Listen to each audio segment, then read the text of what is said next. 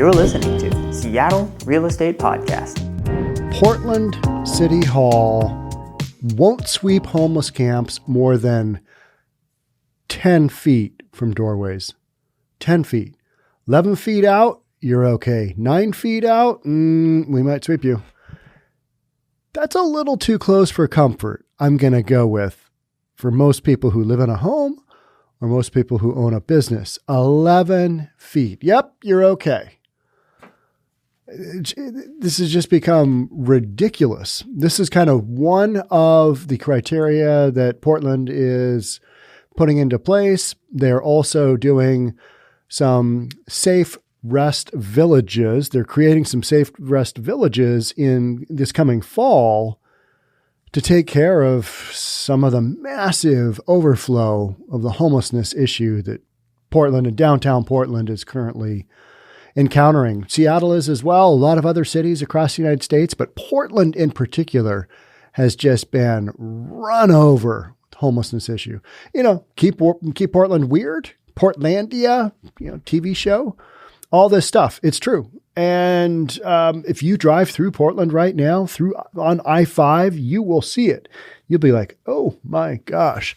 I was driving through downtown Seattle 2 days ago, and there's a homeless encampment on a bank right in between the northbound and the southbound lanes of I-5, Interstate 5.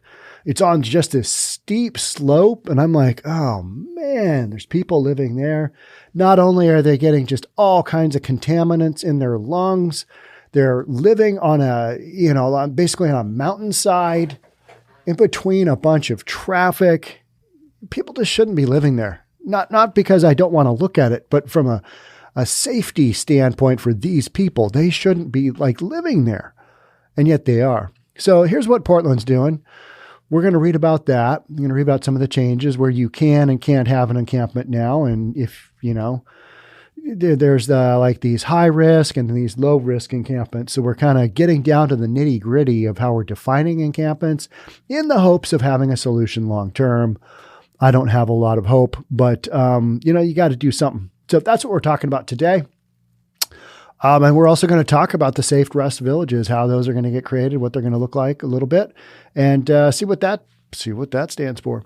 If you're new here, before we get going, if you're new here, my name is Sean Reynolds. I own a couple of real estate companies, and I read the news. And why am I reading about homeless encampments in Portland on the Seattle Real Estate Podcast? Because the whole issue of homeless encampments has affected a ton of neighborhoods. And every neighborhood that's got one, there's a rise in crime. You got 911 called. You got the fire department called. You've got an increase in violence. You've got graffiti issues. You have got garbage issues. And all of these things impact real estate. So that's why we're talking about it. All right, let's jump on in. Portland City Hall won't sweep homeless camps more than 10 feet from doorways. The safe rest villages will start being built in September, according to Commissioner Dan Ryan's office. So this is what Seattle or Portland's working on. As conversation heats up about Commissioner Dan Ryan's plan to build 6 safe rest villages across the city, Portland's protocols for sweeping homeless camps were formalized at a June 30th meeting of the City Council. The aim is to codify sweep protocols. Ryan's office explained to Willamette Week for the first time ever. One protocol the council cemented Wednesday: deprioritize sweeping encampments that are at least 10 feet away from entrances to residential or commercial buildings. All you got to be is 11 feet away and you're basically good. 11 feet. 11 feet. Hey, really good long-standing customer.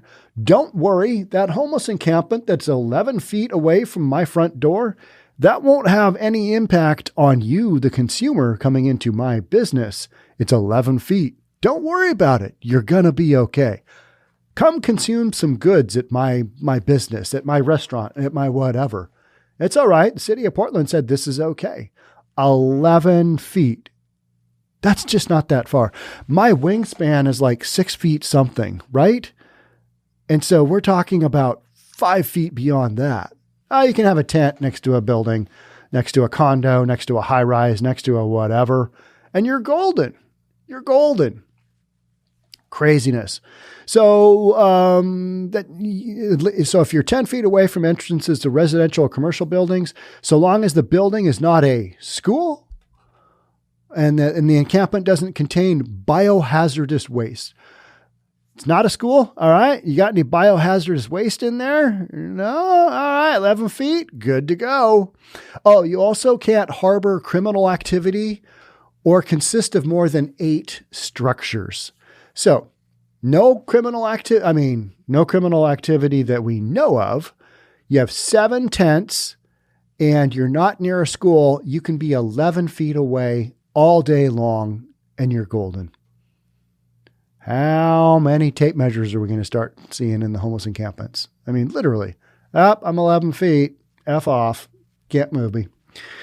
This ordinance is not intended to increase or decrease interactions between Portlanders experiencing homelessness and the Impact Reduction Program. Our goal is to create clarity around the city's approach toward homelessness, spokesperson Margot Week said. The City Council's unanimous approval of the ordinance paves a way for the construction of Ryan's Safe Rest Villages, which will be 6 sanctioned lots that are equipped with laundry, basic hygiene facilities, mental health services, case management, and garbage and recycling. Well, that should have been done long, long ago. And I believe the whole, dedicated area where you can go and camp has been done before. And they've always been shut down because nobody wants to follow the rules. And it just becomes an out of control, you-know-what show.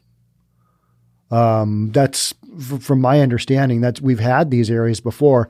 You've specifically had RV encampment areas where you can go park your RV, but nobody wanted to follow the rules and they shut them down. A potential rough blueprint for a safe rest village shows a large communal area in the center labeled plants and art. Individual units around the perimeter, it's unclear if those would be tents or some type of pod or tiny house, and a dotted line enclosing the space. Again, it's unclear if that would be a fence or some other type of barrier. Week says Ryan's office worked on the ordinance alongside the Oregon Law Center, Street Roots, and all 5 commissioners' offices to establish sweep guidelines. The ordinance also decrees that campers cannot be required to move to safe rest villages once they're built out, which will begin September. That renews the question of whether people will go voluntarily. Campers cannot be required to move to the safe rest villages once they're built out. Which will begin September. That renews the question of whether people will go voluntarily. Does this sound like a good idea to you? Does this sound reasonable? 11 feet, 10 feet? Jeez, I don't think so. You're going to have some pissed off people in Portland. All right, here's the second article that kind of goes more about the safe villages, and we talk more about that. And we've got a photo here. One of 3 city-sanctioned village shelters in Portland, Oregon. They look like doll houses. You know what that looks like? Like your backyard. And then you've got a doll house for your daughter. It only lasts for a couple of years. I can't tell you how many homes I've appraised over the years that have doll houses or some little structure. And, you look at them and there's no kids in the house because the folks are much older than like parental having little kids. And you're like, oh yeah, they built a dollhouse for their daughter. She enjoyed it for about 2 weeks. And then she moved on from dolls. House is still here. So that's what this looks like. Little like 5x5 or 6x6 shelters with a little bit of a pitched roof, tiny little windows. Okay, it's an enclosed closed area where people can feel safe sleeping at night. They can lock the door. And they're sheltered from the elements. That is about all that this covers, but it's a concrete wasteland kind of with these little shelters. That's what we got going on. Portland City Council voted unanimously Wednesday afternoon to change the city's homeless encampment removal policy and directed staffers to create 6 city-approved and equipped outdoor shelter villages amid backlash from homeless advocates. City officials still don't have a planned location for any of those 6 safe sleeping locations, however, and don't plan to open them until fall. While city officials say the new directive on clearing tent communities or RV clusters is meant to limit forced evictions of illegal encampments and create safer sleeping sites, many homelessness advocates argue the new rules have the potential to do the opposite. All right, what does that mean? The rule changes passed on as an emergency measure are effective immediately. The changes include allowing an encampment to be removed without getting approval from the city bureau on whose property campers are sleeping. Just boom, gone, done. When removing high-impact encampments, which pose a significant public threat based on city metrics, workers will refer campers to one of the new city-approved villages once they are built. What about once they're full? I mean, are these just going to be endless? They're going to fill up immediately because you've got thousands of people living outside in Portland. The forced removal of low-impact encampments will be discouraged if the site is located, and here's where we get into the nitty-gritty that I started off with, right? So the forced removal of low-impact encampments will be discouraged if the site is located at least 150 feet away from a preschool. All right, so 150 feet away from a preschool. We know that here in Seattle, that does not work well. We've got Broadview K through 8 up north. And it's not going okay with the parents, and that's kindergarten through 8th grade. It's not going okay. The parents are upset, rightfully so. You've got a homeless encampment basically on school property. There's a lot of back and forth, just stuff going on. So you can't sweep a low-impact site if it's located at least 150 feet away from preschool. So 151 feet, you're good to go. Preschool, what could go wrong there? Elementary, what could go wrong there? Or middle school, junior hires, junior high girls. Okay, 151 feet away. It's okay to have a homeless encampment there. Or you just don't really want to sweep them. 150 feet away from a child care facility. So like daycare. All right. So 150, I don't know if you know how far 150 feet is, but it's not that far. It doesn't take that long to walk 150 feet. It's close. Let's put it that way. It's close. 100 feet away from a high school. Okay. So we're getting closer. The bigger kids, they've got 50 feet less to defend themselves. 50 feet. So I would love to be in that conversation. All right. The middle school girl is 14-year-old. The high school, the freshman is 15 years old. So between 14 and 15, we're going to give the 14-year-old a 50-foot running start. That's literally what we're saying here, right? So how does that come up? Okay, the bigger kids, you know what? They can run faster away, or they can defend themselves. Maybe they'll get one of their high school buddies who's not 15, who's 18, has had a beard since they're 10, and looks like a true man. Maybe we'll get one of those guys to come in and help out the 15-year-old girl. I don't know. I'm just throwing nonsense out here. But how do you come up with these metrics? Because this is way too close for comfort. If I had a kid in school in Portland, I'd be like, yeah, I'm a no-go with any of this. Put the homeless encampments far away. Put them far away. Not because I have anything against the homeless people who are experiencing homeless, because it's not safe for my damn kids, boys or girls, interchangeably. So 100 feet away from high school, or outside of or 100 feet away from a scenic natural area. All right, this is a natural area, but it's not that pretty. It's not scenic. So no sweep here. Scenic natural area, or outside of a wildfire hazard area. Why is that? Why are we identifying a possible hazard area for wildfire? Well, because so many of the homeless encampments have fires, or people set fires. They have propane tanks that blow up. Explosions are on the regular. That's just how this goes. One of the key metrics that we're talking about as far as when the police come and do a sweep or when the fire department comes is how many times has 911 been called? How many times has the fire department been called? And after a while, if it's a bunch, they do a sweep, right? All right, here's another metric. 50 feet away from a park, 50 feet, not that far, 50 feet away from a park, even less far is 10 feet away from the entrance to a residential structure and 10 feet away from the door of any business. 11 feet, you're okay. 9, no go. You're out of here. 11 feet. This is crazy. This should not be in place.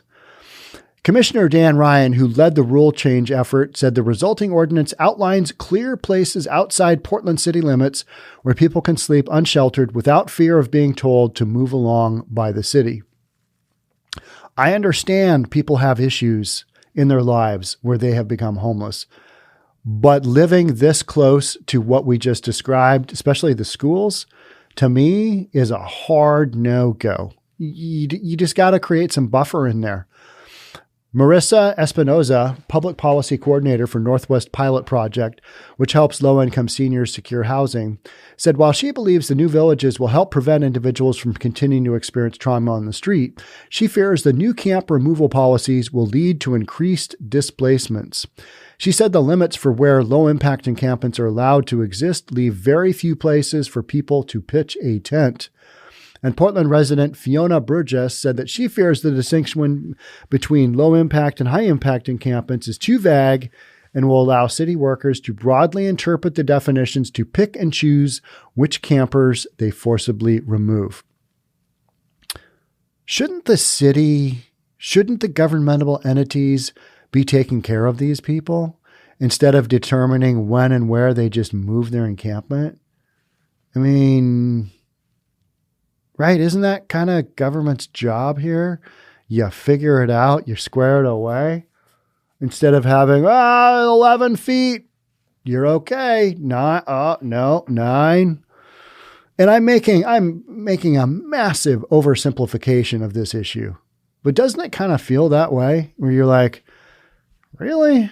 This is how we're judging this? But I guess you have to go with some kind of metric, and 10 feet is what we came up with. 150 feet for elementary and middle schoolers. High schoolers? You better get your track shoes on because you've only got 100 feet to outrun that homeless encampment that's that far away, right? Commissioner Joanne Hardesty said the city council's intention behind the rule change was compassion. How about helping the people on the streets right now? How about that? How about just figuring out some solutions here? That would be compassionate, because letting these people just, how many homeless people died during this massive Pacific Northwest heat wave? A bunch. That sucks. The whole heat wave thing and homeless people, I mean, what a terrible way to go. We complain about, I've only got one air conditioner in my home and it only keeps the house at 76 degrees. It said on the packaging it would cool down 300 square feet. I've got it in a room that's 180 square feet and it's not that cold. Are you going to be okay? Yeah, I'm going to be okay. I'm pissed off about my air conditioner though. I mean, you take that compared to somebody living on the sidewalk when it's 110 degrees outside.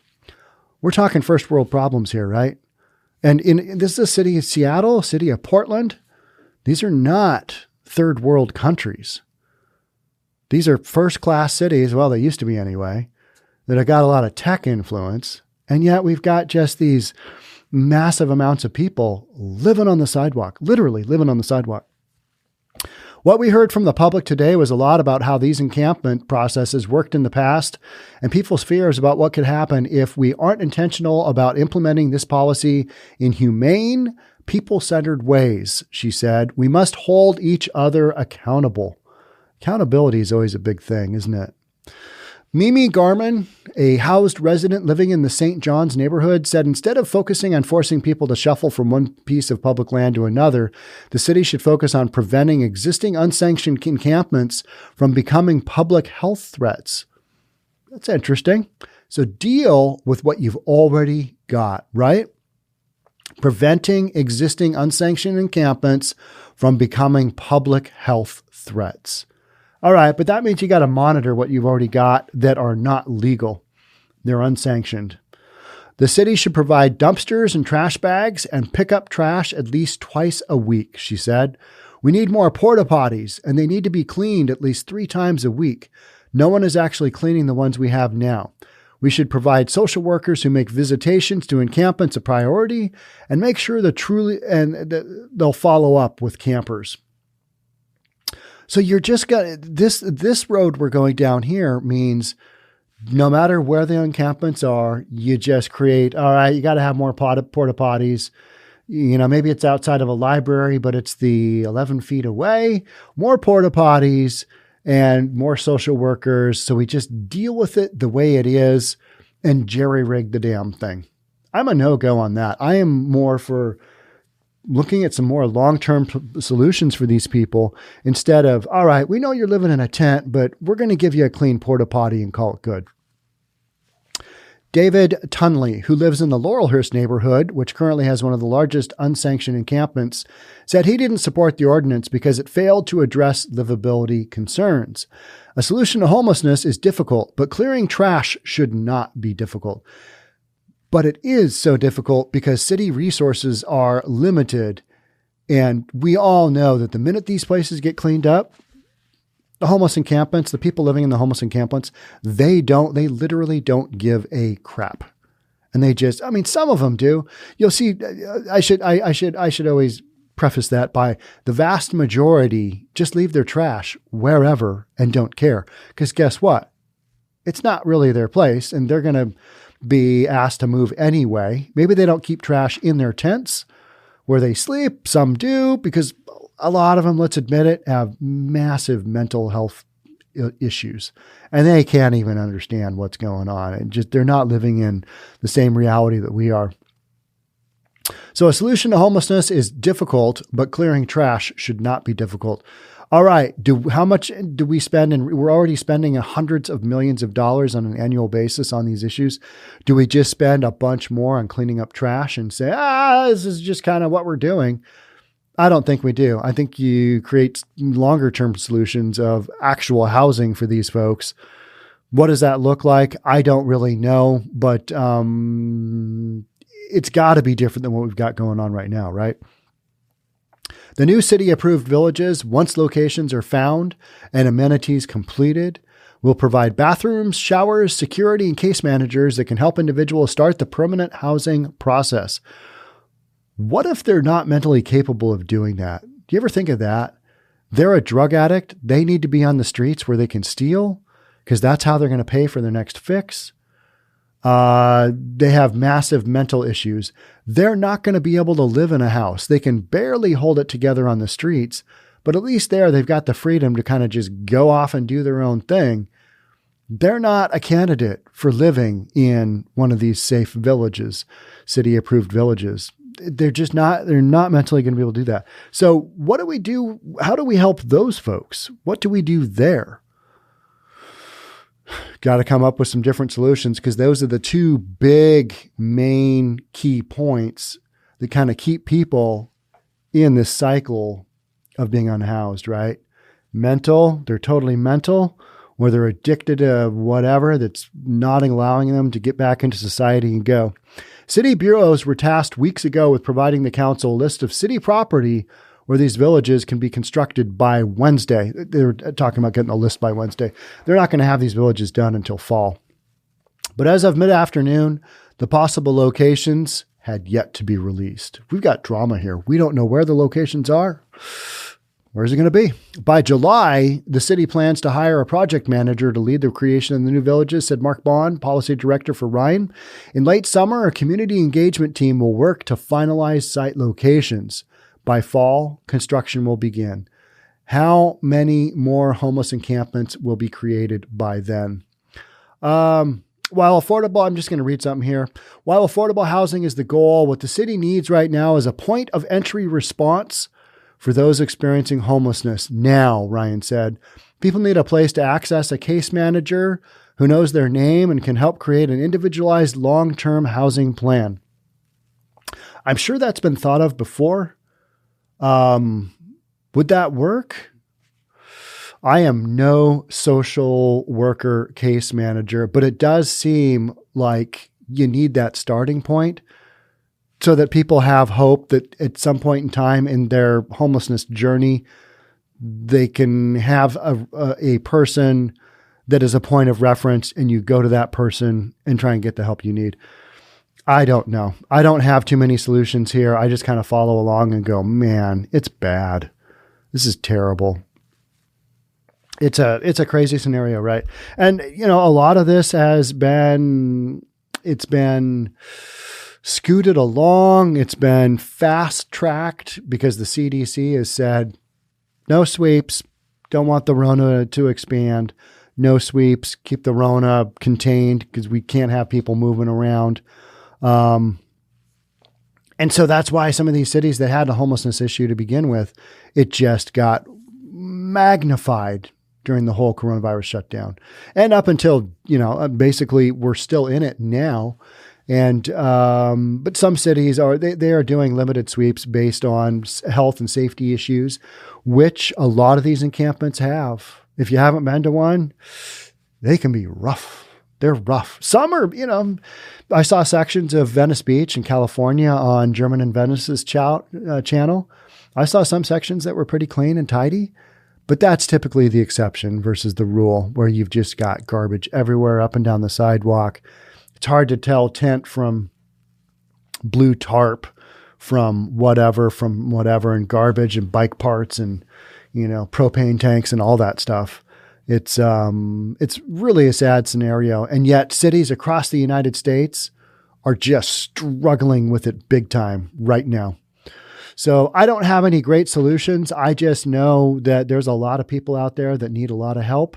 And the people in the urban areas, 11 feet isn't going to cut it. 100 feet from a school, that's not far enough. 150 feet from elementary and middle school, 100 from a high school. Oof, I'm a hard no-go. We'll just have to see what residents of Portland say.